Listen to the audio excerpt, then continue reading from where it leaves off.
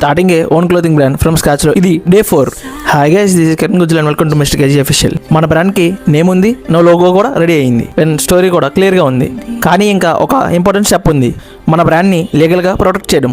ఎందుకంటే మనం ఎంత కష్టపడి బిల్డ్ చేసిన బ్రాండ్ అయినా ప్రాపర్ గా రిజిస్టర్ చేయకపోతే ఎవరన్నా సరే మన నేమ్ ని యూజ్ చేయొచ్చు. సో ఇవాళ మన టాపిక్ ఏంటంటే ట్రేడ్ మార్క్ రిజిస్ట్రేషన్. సో మనం ఒక క్లోతింగ్ బ్రాండ్ కి క్లాస్ 25 లో రిజిస్టర్ చేస్తాం.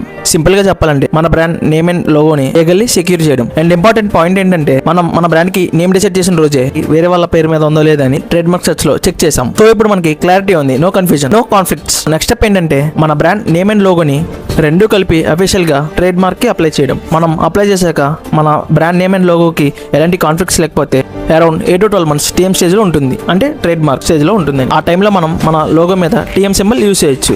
లేటర్ అన్ని చెక్స్ కంప్లీట్ అయ్యాక ఎవరు అబ్జెక్షన్ పెట్టకపోతే అరౌండ్ 1 year తర్వాత మన బ్రాండ్ కి ఫుల్ రిజిస్ట్రేషన్ అవుతుంది. అప్పుడు మన బ్రాండ్ కి అఫీషియల్ గా మన లోగో పైన ఆర్ సింబల్ యూజ్ చేయొచ్చు. సో ఒకటి గుర్తుపెట్టుకోండి గైస్, మనం బ్రాండ్ ఒకటి క్రియేట్ చేయడమే కాదు, దాన్ని లీగల్ గా ప్రొటెక్ట్ చేయడం అంతే ఇంపార్టెంట్.